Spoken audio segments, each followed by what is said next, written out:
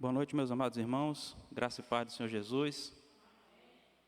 Para quem não me conhece, eu sou o irmão Rodrigo Braga e eu tenho um pouquinho tempo aqui em Pirangi congregando, eu e minha família, um ano e alguns meses, e hoje de manhã eu recebi o convite para pregar aqui. O pastor Diogo me ligou e disse que era para me vir pregar aqui, né, em Pirangi. Amém, pastor. Ore por mim, para mim não ficar nervoso, né? E cumprir com os desígnios de Deus, né? Então, irmãos, vamos abrir as nossas Bíblias na segunda epístola de João. Segunda epístola de João, dos versos 1 ao 13.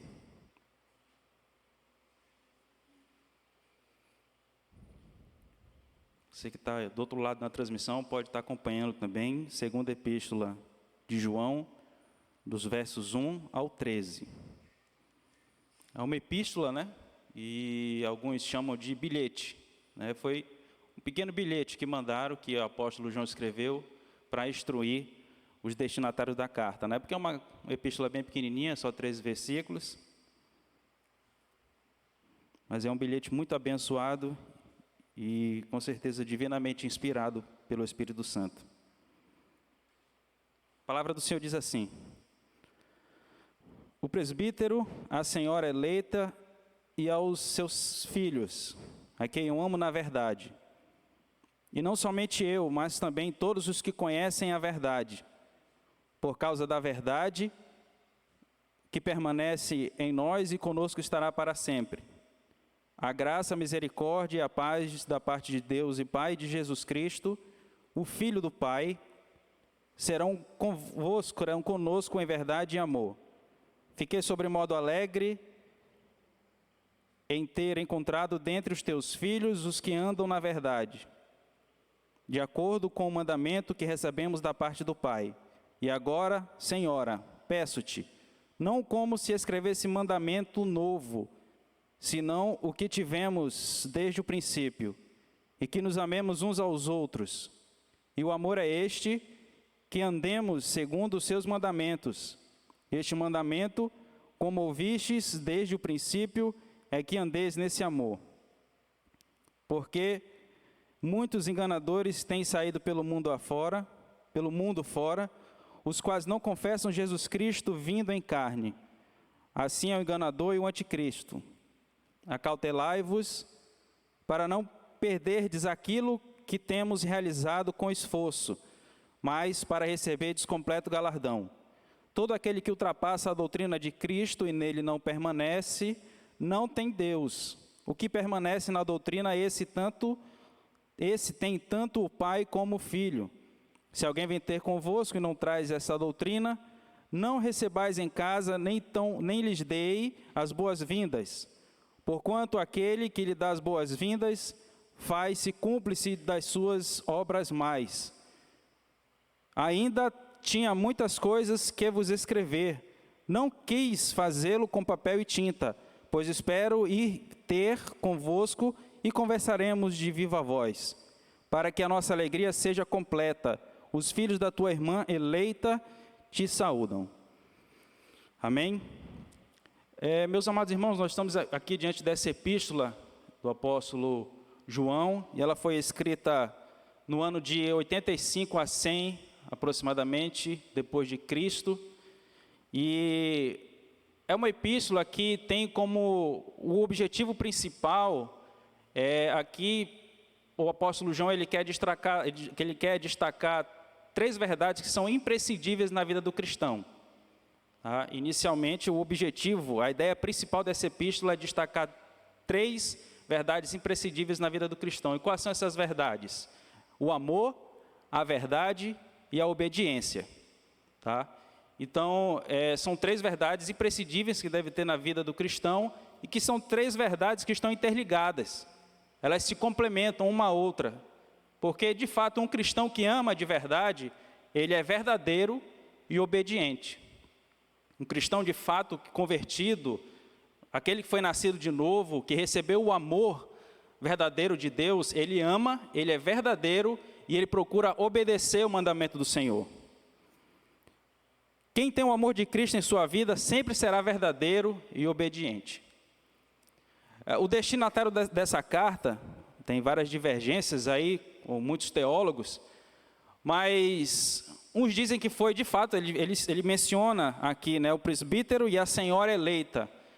Muitos dizem que literalmente foi uma senhora, senhora chamada Electa, que foi a destinatária da epístola.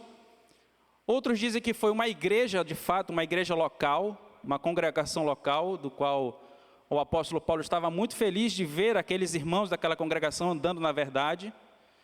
E outros dizem que foi uma desconhecida, uma senhora crente, desconhecida do apóstolo João, viúva provavelmente, que ele conheceu seus filhos, né, e estava motivado em escrever essa epístola, porque ele encontrou seus filhos andando na verdade. Então, há essa divergência aí, né, de se foi para uma senhora chamada Electa, ou se foi para uma congregação, né. Eu não quero me prender muito nisso e causar aqui, né, não é o meu motivo principal da pregação, descobrir quem foi essa senhora realmente, né.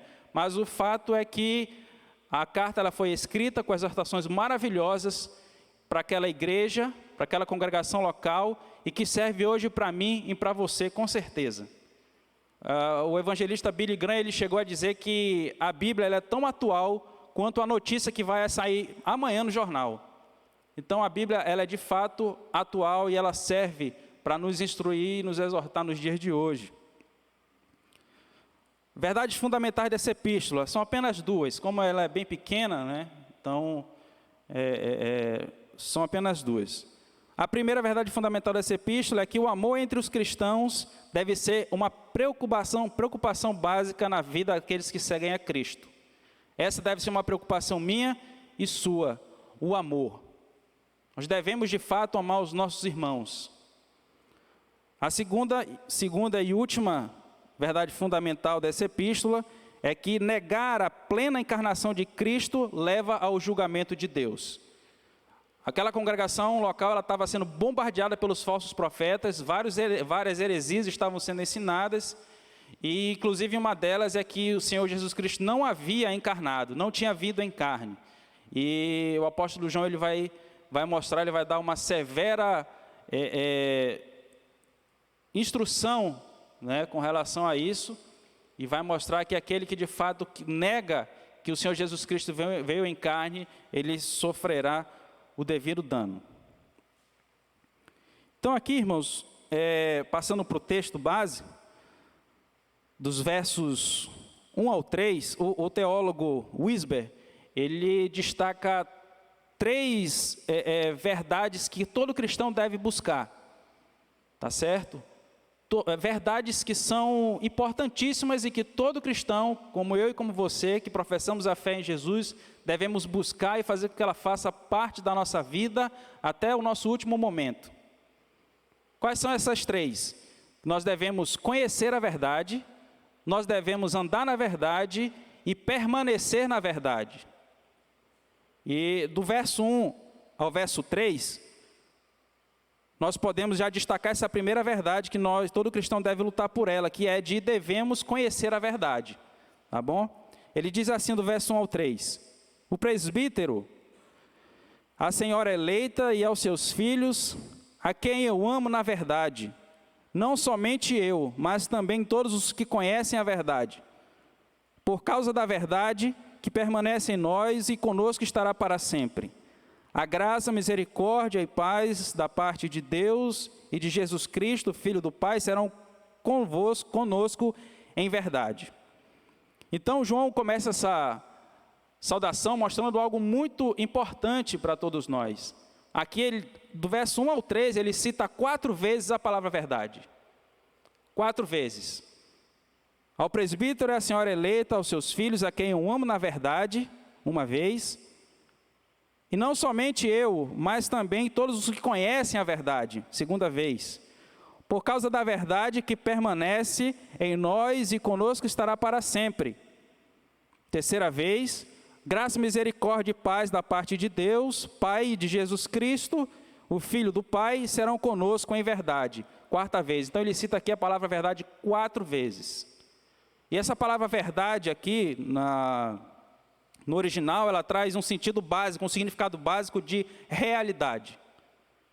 Essa verdade, ele quer dizer realidade. Então nós devemos conhecer de fato essa realidade.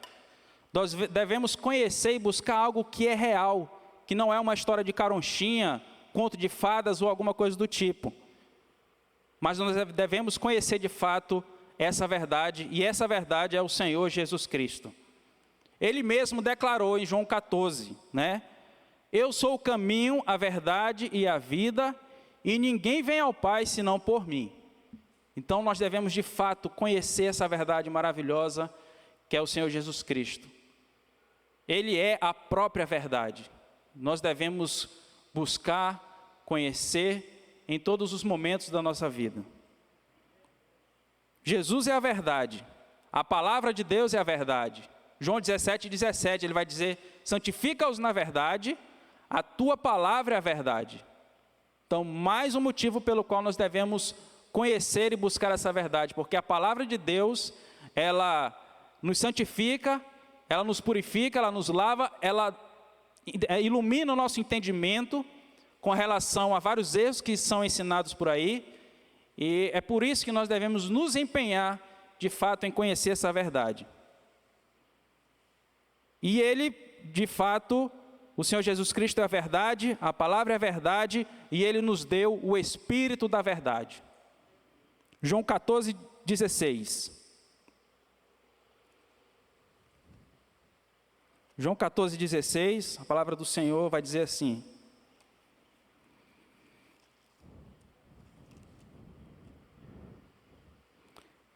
eu rogarei ao Pai, e ele vos dará o outro Consolador, a fim de que esteja convosco, esteja para sempre convosco, o Espírito da verdade, que o mundo não pode receber, porque não conhece. Vós o conheceis, porque ele habita convosco e estará em vós. Então ele nos deu, ele nos concedeu, ele nos presenteou com o Espírito da verdade. Ele nos deu o dom do Espírito. Essa palavra dom está associada também a presente. Então nós recebemos um presente maravilhoso, que foi o Espírito Santo. Ele foi derramado. O Espírito Santo no Antigo Testamento, ele vinha temporariamente e não vinha sobre todos, ele vinha sobre algumas pessoas, sobre reis, né, profetas, sacerdotes, juízes. Então eles vinham temporariamente, faziam a obra que tinha que ser feita e se retirava. No Novo Testamento a situação mudou. Quando se cumpriu lá em Atos a profecia de Joel, a Bíblia nos mostra que o Espírito Santo ele foi derramado. Então ele foi derramado sobre a sua vida e permanecerá dentro de você para sempre. Isso é maravilhoso, irmãos. Isso é maravilhoso porque nós sabemos que temos o Espírito da verdade dentro de nós, nos guiando em toda a verdade, nos alertando, nos mostrando quando estamos indo por caminhos tortuosos. Ele vai dizendo, não é bem por aqui, é por aqui, né? E que nós devemos, de fato, irmãos, nos empenhar em conhecer essa verdade. Então, citando aqui a palavra verdade 4 vezes, dos versos 1 ao 3, o apóstolo João, ele quer mostrar também o seguinte, que não é possível apenas somente conhecer a verdade, mas é possível amar na verdade, tá? E fazer com que essa verdade ela permaneça para sempre em nós. Então, o cristão, de fato, ele deve amar na verdade, ele deve conhecer a verdade, amar na verdade e fazer com que essa verdade permaneça em nós para sempre. É um grande desafio, é uma grande luta, mas pela graça do Senhor nós conseguimos até o fim, porque Ele mesmo garantiu. Ele disse que ninguém arrebataria suas ovelhas das suas mãos. E isso é maravilhoso, meu irmão. Nós temos essa segurança em Cristo, essa segurança na verdade.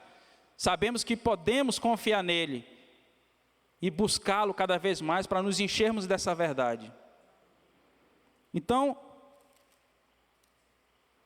aqui nessa primeira parte, nessa saudação, ele de fato cita 4 vezes a palavra verdade e E ele mostra que não é possível apenas conhecer a verdade, mas amar na verdade e fazer com que essa verdade permaneça em nós para sempre.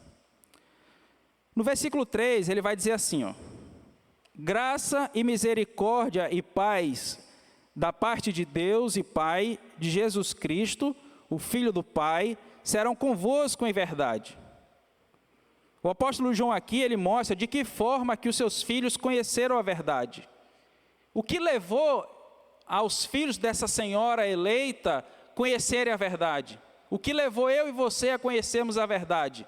No verso 3 ele vai dizer: a graça e a misericórdia do Senhor nosso Deus. Se não fosse a graça e a misericórdia de Deus, nós não estaremos aqui essa noite, meus irmãos. Se não fosse a graça, significa favor imerecido.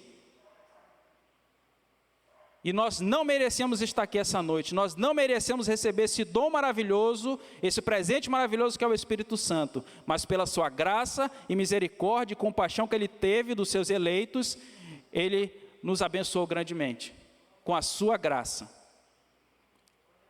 Em Efésios vai dizer que a salvação ela não é por obras, né, para que ninguém se glorie, para que eu e você não bata no peito e disse: eu sou bom, eu consegui minha salvação pelos meus próprios méritos, eu sou bom porque eu ajudo, eu dei não sei quantos mil reais para a igreja, para ela fazer a construção, eu sou bom porque eu ajudo organizações, algumas sociedades que precisam, então eu sou bom porque eu doei não sei quantos milhões, não sei para onde.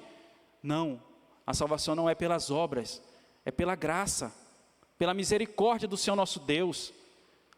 Não é por obras, irmão, até mesmo porque a Escritura nos diz que as nossas obras de justiça são como trapos de imundícia.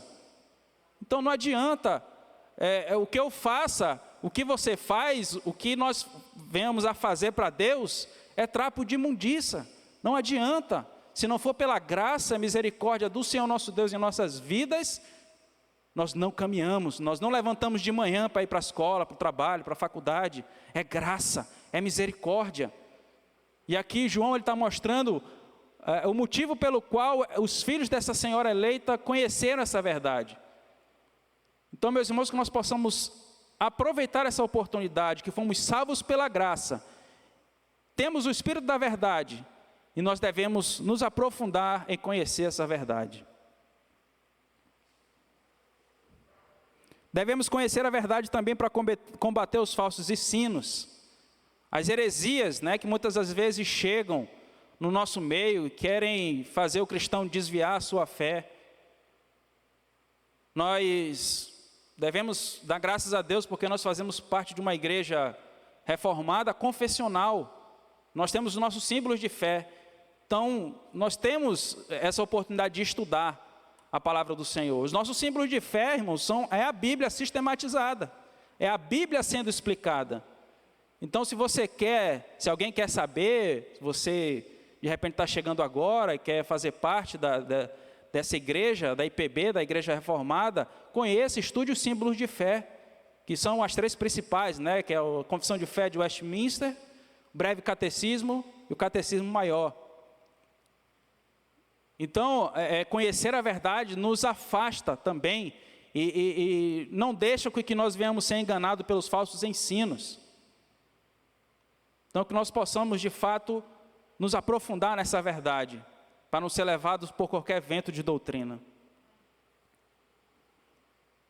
Então, essa é a primeira parte que o João quer mostrar, do verso 1 ao 3, que nós devemos conhecer a verdade de fato. E dos versos 4 ao 6, ele quer mostrar que aqui nesses versículos, que nós devemos andar na verdade. Tá? Conhecer a verdade, a primeira, verdade que todo cristão deve buscar. A segunda verdade é andar na verdade. Tá certo? Ele diz assim dos versos 4 ao 6. Fiquei sobremodo alegre em ter encontrado dentre os teus filhos os que andam na verdade, de acordo com o mandamento que recebemos da parte do Pai. E agora, a Senhora, peço-te, não como se escrevesse mandamento novo, senão o que tivemos desde o princípio, que nos amemos uns aos outros. E o amor é este, que andemos segundo os seus mandamentos. Este mandamento, como ouviste desde o princípio, é que andeis nesse amor. Então nós devemos andar na verdade. O que significa andar na verdade, meus irmãos? Aqui que ele quer dizer é deixar com que essa verdade ela controle todas as áreas da nossa vida. O cristão, de fato, ele tem que ser verdadeiro, ele tem que ser transparente, ele não pode ser mentiroso, desonesto, querer enganar as pessoas. E Salmo de número 15, que fala sobre o cidadão dos céus, essa é uma das andar na verdade, ser verdadeiro, é uma das características que não pode deixar de faltar na vida de um cidadão dos céus. Se você se considera um cidadão dos céus, se eu me considero, isso aqui não pode deixar de faltar. Salmo de número 15.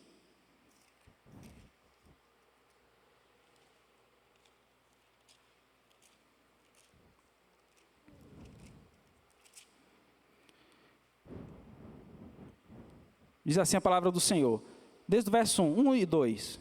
Quem, Senhor, habitará no teu tabernáculo? Quem há de ir morar no teu santo monte? O que vive com integridade e pratica a justiça e de coração fala a verdade. O verdadeiro cristão de coração, ele fala a verdade, ele anda na verdade. Eu fico, às vezes, impressionado, irmão, com crente que tem 30 anos, 40 anos de crente e ainda continua na prática da mentira. Mentindo como se fosse uma coisa mais normal e natural do mundo. E não é. A mentira, ela tem procedência maligna. O Senhor Jesus disse que o diabo é o pai da mentira. Então não existe esse negócio de mentirinha boba. Ah, foi uma mentirinha boba. Não, foi uma mentirinha do bem, porque eu menti para salvar o fulano que estava... Não existe mentira, é pecado e é de procedência maligna. E todo cristão deve andar na verdade, deve ser verdadeiro. Um empresário cristão, ele não pode maquiar seu imposto de renda, ele tem que ser transparente em tudo. Um cristão verdadeiro no seu trabalho, ele não pode maquiar informações, ele não pode burlar relatórios. O chefe dele chega com ele, rapaz, tu tem que burlar isso aí, porque a gente não alcançou a nossa meta esse mês, mas tu tem que burlar isso aí, porque senão a gente vai ser demitido, aí vai ser complicado. Aí ele vai lá e maqueia, mente no relatório. Não, irmãos, um verdadeiro cristão, ele não pode ser assim. Ele tem que ser verdadeiro, ele tem que deixar a verdade controlar todas as áreas da sua vida. João Batista perdeu a cabeça, mas falou a verdade. E por que você não pode perder seu emprego? Por que eu não posso perder meu emprego por falar a verdade? Por que você não pode perder uma amizade? Pastor Diogo, domingo, ele falou aqui, alguma coisa do tipo, né? Que os cristãos não estão mais postando nada nas redes sociais porque tem medo de perder a amizade. Porque tem medo do chefe ver e falar alguma coisa. A verdade a qualquer custo. Mesmo que ainda venha custar a sua própria vida, como custou de João Batista. Todo cristão deve andar na verdade. É muito mais fácil estudar a verdade, né? Estudar a verdade, discuti-la. Mas praticar a verdade já se torna uma coisa mais difícil para nós. Estudar, qualquer um pode estudar.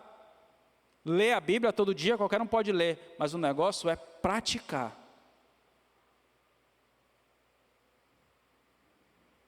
Tiago 1, 22. Os fariseus, eles conheciam a lei. Eles conheciam o Pentateuco de ponta a ponta, mas não praticavam nada do que estava ali. O Senhor Jesus reprovou os fariseus.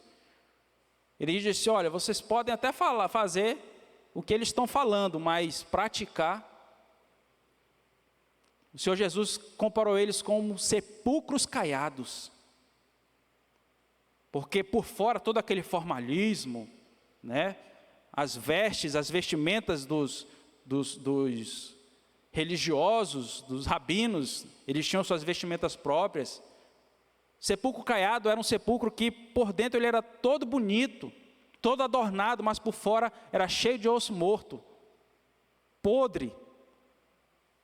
Então o Senhor Jesus chamou eles de sepulcros caiados, porque por fora faziam longas orações, né?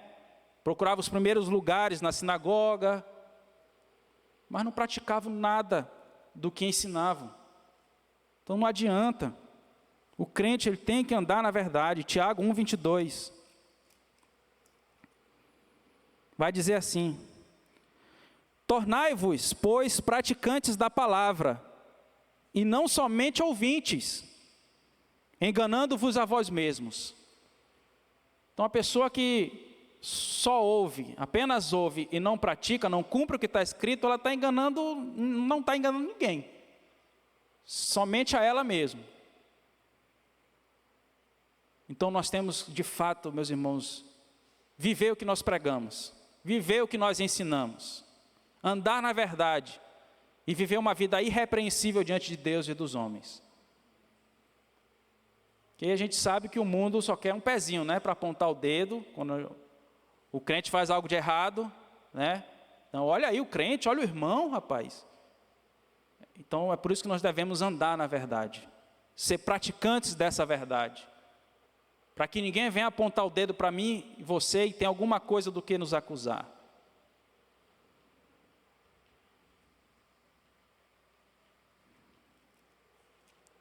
Andar na verdade era algo que estava trazendo muita alegria para o apóstolo João. Por isso que ele se motivou a escrever essa carta. E eu me lembro eu li uma vez a história de Spurgeon. Spurgeon, se eu não me engano, ele era a segunda ou terceira geração de pastores da família dele. O avô de Spurgeon era pastor. E ele bem pequenininho, Spurgeon, e tinha um senhor que era da igreja do avô dele, que ia para a igreja, mas o que acontecia? Quando era os finais de semana ou nos dias da semana, ele estava no bar, enchendo a cara. E Spurgeon, desde pequeno, era ousado, né? Spurgeon era fora de série. Spurgeon, pequenininho, chegou lá, aquele senhor estava no bar, se não me falha a memória. Spurgeon chegou lá, confrontou aquele senhor de uma tal forma que aquele senhor foi pedir perdão, foi bater na porta da casa do pastor da congregação para pedir perdão por tudo que ele tinha feito. Porque ele não estava praticando a verdade, ele estava sendo apenas ouvinte. Então Spurgeon, pequenininho, confrontou aquele senhor. E aquele confronto ele trouxe resultado extremamente positivo. Aquele senhor se arrependeu e passou a viver uma vida santa diante de Deus.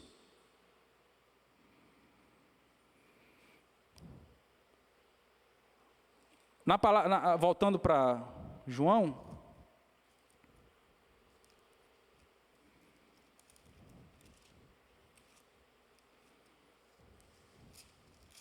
segunda João,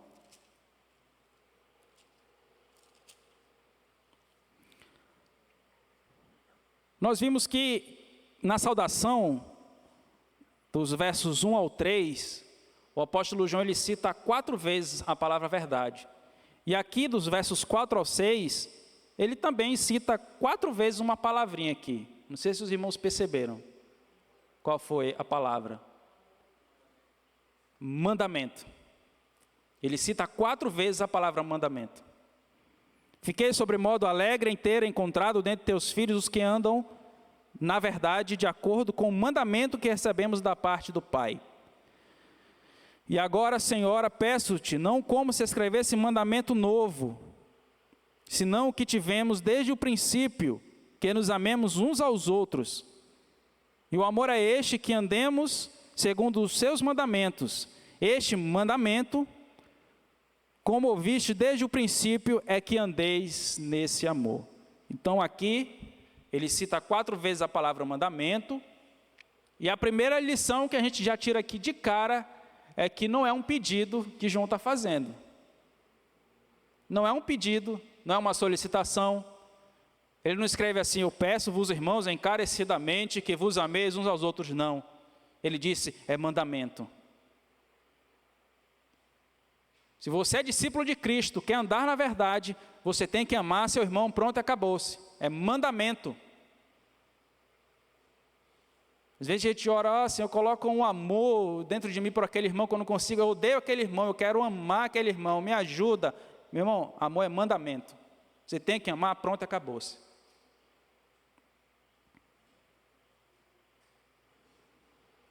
O apelo de João era que a senhora eleita e seus filhos amassem uns aos outros.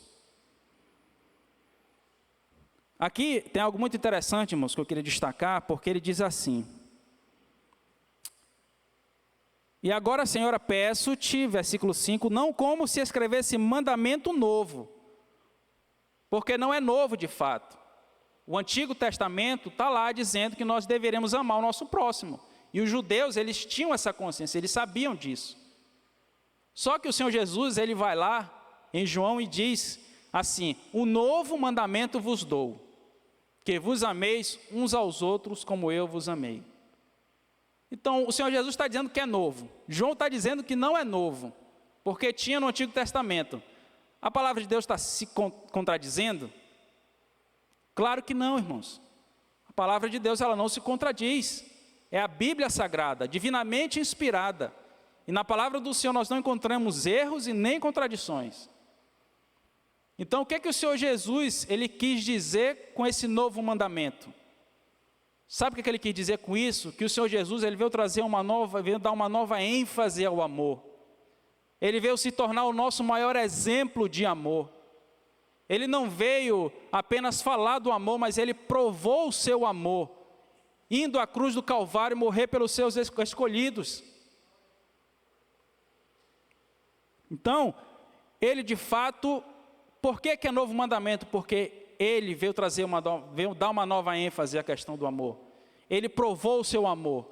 A Escritura nos diz que ele deu prova do seu amor para conosco, pelo fato de ter Cristo morrido por nós, sendo nós ainda pecadores. Olha aí a graça. Morreu por nós, sendo nós ainda pecadores. Então, ele morreu, ele deu prova do seu amor, ele derramou seu sangue para salvar pecadores como eu e você, que éramos indignos. O texto áureo da Bíblia, qual é? João 3,16, que fala sobre o quê? Amor. Sobre amor.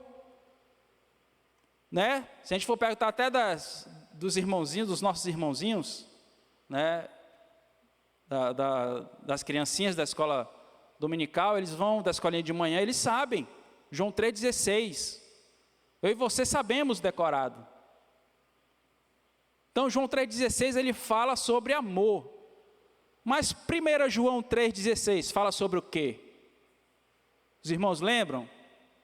Sobre o que fala?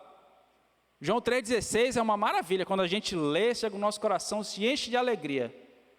Mas 1 João 3,16, o que é que fala? Está logo aqui, né? 1 João 3,16 fala assim: nisto conhecemos o amor, que Cristo deu sua vida por nós, e devemos dar a nossa vida pelos nossos irmãos. Esse é o novo mandamento. O Senhor Jesus, ele veio ser o nosso maior exemplo, e assim como ele deu a sua vida por nós, nós devemos dar vida pelos nossos irmãos. Eu assisti tem crente quando lê isso aqui, né, engole seco, né? Eu tenho que dar minha vida pelo meu irmão. O Senhor Jesus deu a sua vida por mim, é uma maravilha, mas eu tenho que dar minha vida pelo meu irmão? A coisa ela é tão séria, irmãos, que a gente vê hoje em dia, dentro da igreja, um crente odiando o outro. Um crente falando mal do outro.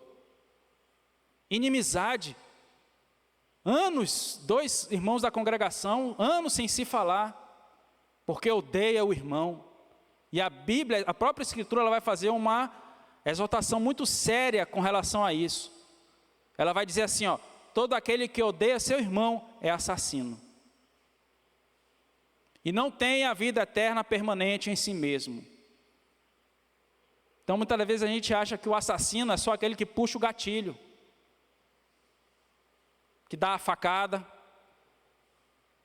Mas a Escritura diz que se eu odeio meu irmão, eu sou homicida, eu sou assassino. Isso é muito sério, meus irmãos.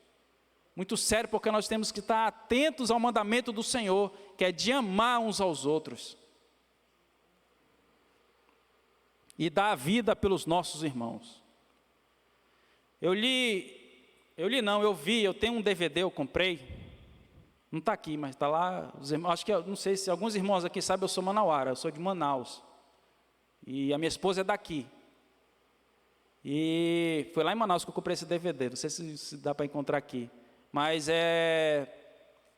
tem no YouTube, eu recomendo os irmãos, é muito bom. O nome do documentário é Irã, um brado de fé.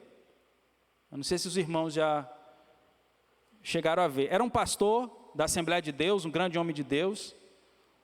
Isso por volta dos anos 90. E o Irã, ele foi... A região lá do Irã, ela foi considerada um país islâmico, né? E aí, os pastores daquela época começaram a sofrer duras perseguições. E tinha um pastor, que ele era o líder, né? Ele era o superintendente das igrejas protestantes em todo o Irã, se eu não me engano. E esse pastor, ele tinha um outro amigo que também era pastor, que se converteu ao cristianismo, ele era muçulmano, se converteu e foi preso, estava preso há anos. E aí, aquele pastor que estava preso foi sentenciado, foi condenado à morte. E aí o pastor, superintendente, não deixou barato e denunciou o governo iraniano e sobre a questão, sobre essas injustiças, sobre os abusos e que estavam querendo matar pastores. E se não me falha a memória, essa denúncia chegou até sair uma reportagem numa revista ou num jornal da Inglaterra. Então espalhou essa denúncia. Então o governo iraniano não viu outra opção a não ser soltar aquele pastor que estava sendo condenado à morte. Soltou o pastor, todos se alegraram, deram graças a Deus, mas não ia ficar por isso mesmo. Ia ter retaliações do governo iraniano. E soltaram aquele pastor, e alguns dias depois, o pastor, o superintendente, o líder que denunciou o governo iraniano foi assassinado. Foi assassinado. Ele sabia do risco que ele estava correndo. Ele deu a sua vida pelo seu irmão. Chegaram com ele e falaram: para com isso, pastor, o senhor tem 4 filhos. Ele disse: o pastor que está preso também tem 4 filhos. Ele deu a sua vida, ele sabia do risco que ele estava correndo em denunciar o governo iraniano. Muito bom esse documentário, Irã, um brado de fé. Meses depois, esse pastor que estava preso, foi solto, também foi assassinado, e foi uma série de assassinatos de pastores na época. Mas esses homens hoje em dia, eles estão na glória, irmãos, aguardando a glorificação. Lutaram e foram até o fim, andaram na verdade, foram até o fim defendendo essa verdade. Deram sua vida pela verdade e hoje descansam no Senhor, esperando a ressurreição. Louvado seja o nome do Senhor.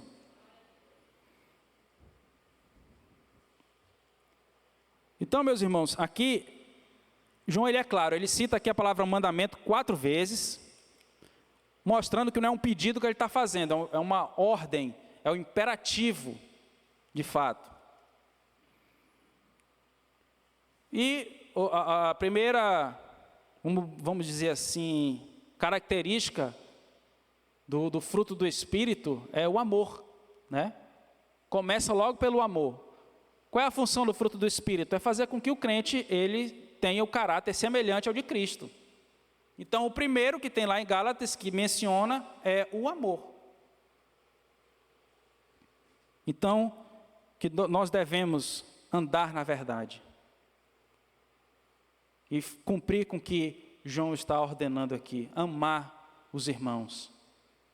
Não odiar, não criar contenda, não falar mal pelas costas, mas amar na verdade.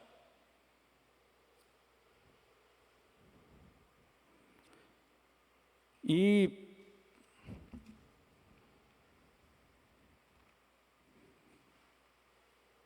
nos versos 7 ao 11, nós podemos tirar aqui a terceira característica, na verdade, da qual todo cristão ele deve buscar. A primeira, que deve conhecer a verdade; a segunda, andar na verdade; e a terceira e última, permanecer na verdade. Ele vai dizer assim: porque muitos enganadores têm saído pelo mundo fora, os quais não confessam Jesus Cristo vindo em carne. Assim é o enganador e o anticristo. Acautelai-vos para não perderdes aquilo que temos realizado com esforço, mas para receberdes completo galardão. Todo aquele que ultrapassa a doutrina de Cristo e nela não permanece, não tem Deus. O que permanece na doutrina, esse tem tanto o Pai como o Filho. Se alguém vem ter convosco, não traz essa doutrina, não recebais em casa, nem lhe dê as boas-vindas, porquanto aquele que lhe dá as boas-vindas faz-se cúmplice das suas obras mais. Aqui João ele faz um alerta grave com relação aos falsos ensinos, aos falsos profetas, né? E muito provavelmente, meus irmãos, esses falsos profetas, essas pessoas que estavam disseminando isso tudo, essas heresias, elas foram pessoas que saíram dessa congregação para a qual ele está escrevendo. Então, muito provavelmente eles saíram, né? Começaram a crer que Jesus Cristo não tinha vindo em carne, saíram da igreja e estavam querendo tirar os que tinham ficado lá. É por isso que em 1 João 2,19 ele vai dizer: eles estavam no nosso meio, mas não eram dos nossos. Saíram, né, para realmente mostrar que ele não era dos nossos. Então, aqui, nessa época, eles estavam sofrendo graves tentativas de falsos mestres que queriam fazer com que as outras pessoas viessem a apostatar da fé. Mas ele traz um alerta: acautelai-vos, tomem cuidado, para não perderdes aquilo que temos realizado com esforço, mas para receberdes completo galardão. Meus irmãos, Jesus Cristo, ele veio em carne. O próprio João, lá no Evangelho, ele vai dizer que ele se fez carne e habitou entre nós. Então, o Senhor Jesus Cristo, de fato, ele veio em carne. E que nós possamos ter cuidado, para não negar esse tipo de coisa, porque é uma heresia grave, que pode trazer sérios problemas para nós. O que eu posso ensinar aqui, um pouquinho que eu sei, é que o Senhor Jesus Cristo, ele veio em carne, e ele tem duas naturezas, a humana e a divina. Então, Jesus Cristo, ele é 100% Deus e 100% homem. E essas duas naturezas, elas são inseparáveis. Elas não podem se separar. Agora, não me pergunte quem morreu na cruz do Calvário. Foi Deus, Senhor Jesus Cristo, Deus ou o homem? Eu não sei. É muito complicado. Às vezes a gente tem que, de fato, ir até onde a gente pode ir, porque eu posso aqui me embananar e falar um monte de heresia. O que eu posso ensinar para os irmãos é somente isso: Jesus Cristo tem duas naturezas, a humana, que era sem pecado, ele não herdou o pecado original, e a divina, que ele era 100% Deus e 100% homem.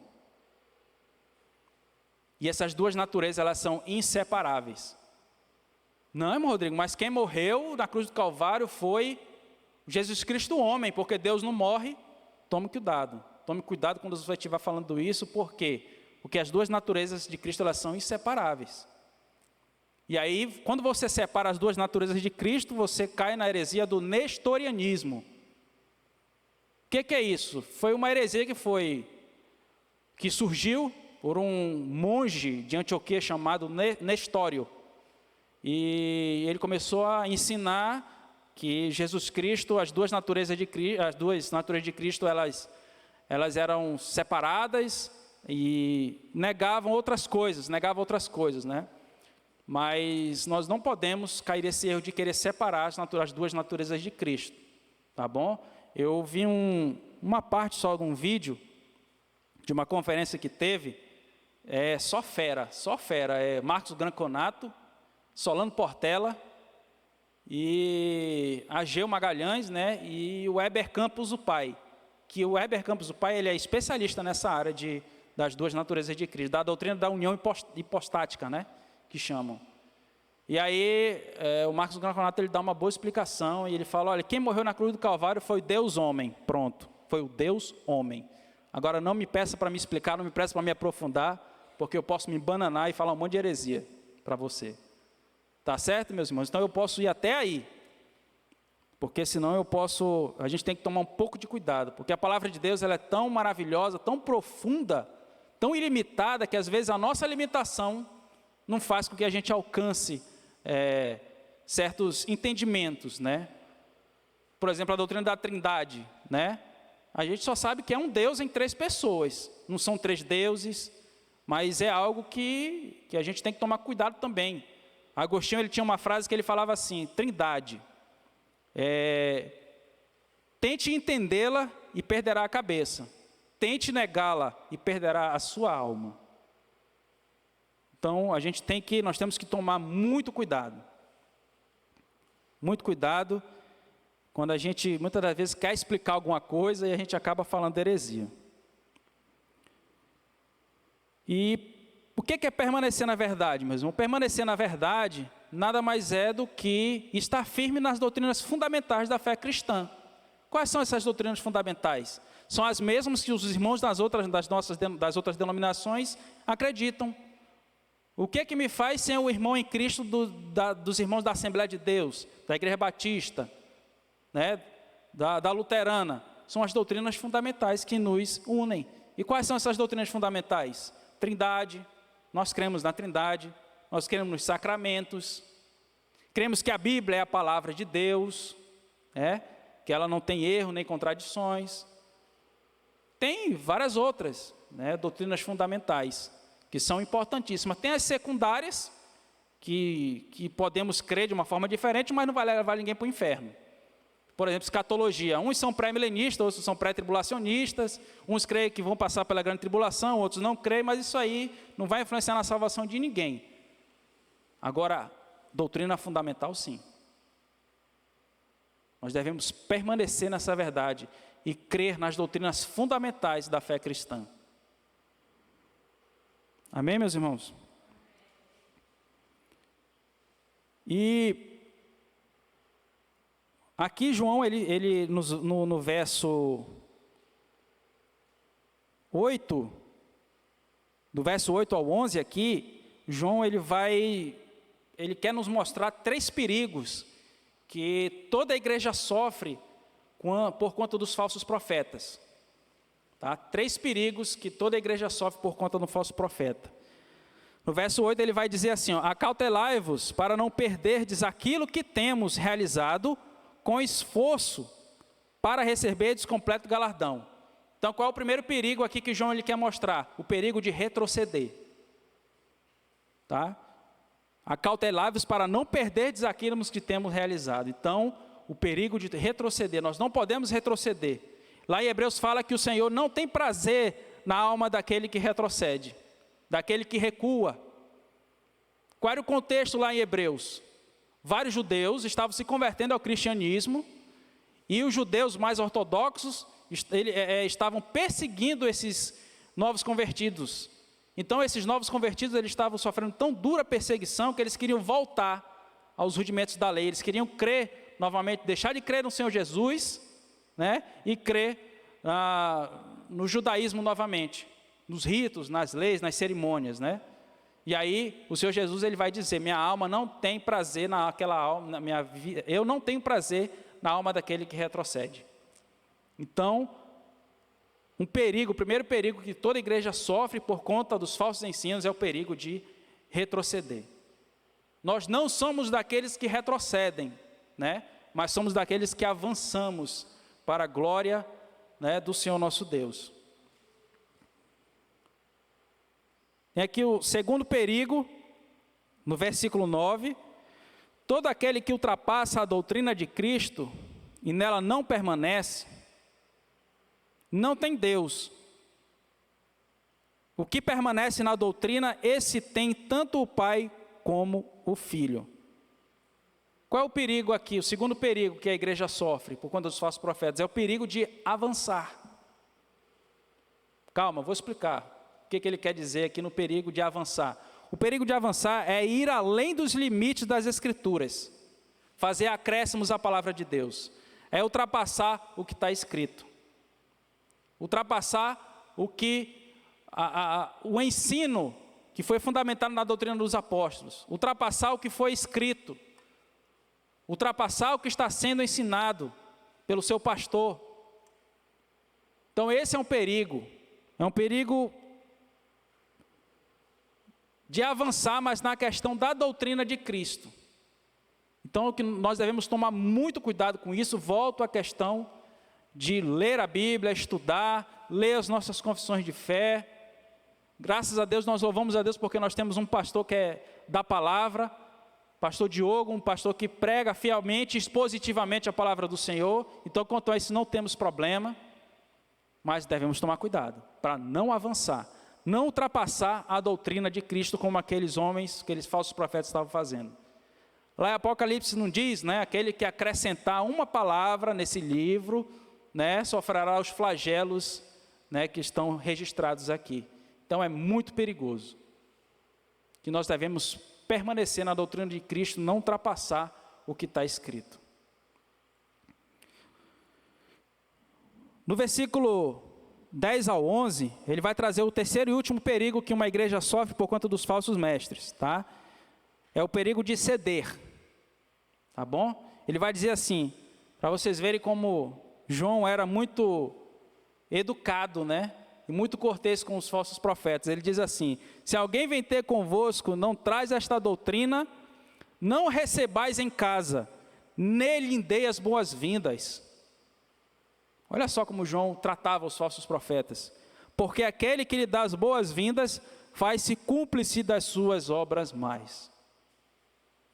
Se um falso profeta chegar lá na sua casa, querer ensinar heresia para você, nem receba ele em casa.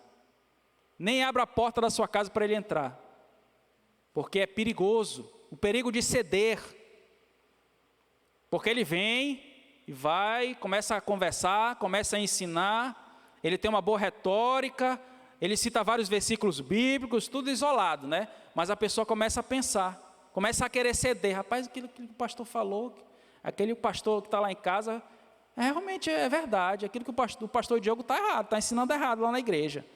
Mas aquele pastor que foi lá em casa, então a pessoa ela começa a questionar, né? Uma vez que ela cede aos falsos ensinos, questionar, a pensar, então é muito perigoso. Então que nós não venhamos de fato retroceder, ultrapassar a doutrina de Cristo e nem ceder aos falsos ensinos.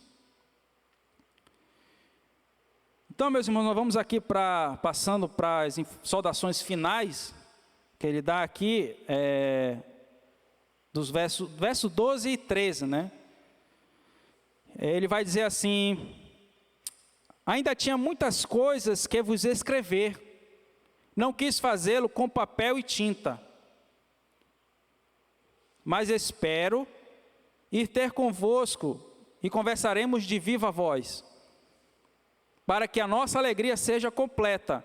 Os filhos da tua irmã eleita te saúdam. O que o apóstolo João ele quer mostrar aqui? Ainda tinha muitas coisas que vos escrever, não quis fazê-lo com papel e tinta, pois espero ir ter convosco e conversaremos de viva voz.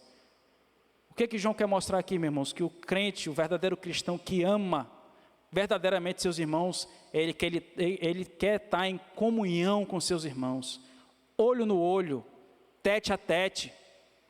Ele quer ter uma comunhão física, ele queria aqui dar um ósculo santo nos irmãos, abraçar os irmãos. Era bom eles se corresponderem por epístolas, mas ele falou que para a alegria dele ser completa, ele tinha que ser a viva voz. Então o verdadeiro cristão que ama, ele quer estar com os irmãos, ele quer ter comunhão, ele quer apertar na mão, ele quer abraçar, ele quer dizer: você é uma bênção de Deus na minha vida. Você vem para o culto domingo, o irmão fulano de tal, ele falta, você vai lá na casa dele: meu irmão, o que aconteceu? Por que você não foi para a igreja? Olho no olho. Irmãos, a gente passou aí, né, nós vivemos esse contexto, né? Hoje está mais ou menos, mas quando veio a questão do isolamento, meu Deus, que coisa ruim. Isolamento, ninguém sai, os cultos suspensos, só se comunicava pelo WhatsApp, Facebook. E eu tinha muita vontade, acredito que os irmãos também, de vir para a igreja, cultuar a Deus, ver os irmãos, ver a pregação do reverendo Diogo, escutar vendo ele aqui, ao vivo. Que situação essa questão do isolamento que nós passamos, hein? Que Deus tenha misericórdia das nossas vidas, né? E que daqui para frente só venha melhorar, em nome de Jesus, né? Então o verdadeiro cristão, ele quer ter comunhão com os irmãos, ele quer ter uma comunhão presencial. A vontade de João era ver os irmãos, conversar a viva voz. Ele fala aqui, acho que a epístola aqui era o WhatsApp, eu acho, de antigamente, né? Eu mandava um zap, vou mandar um zap para os irmãos, aí mandava a epístola.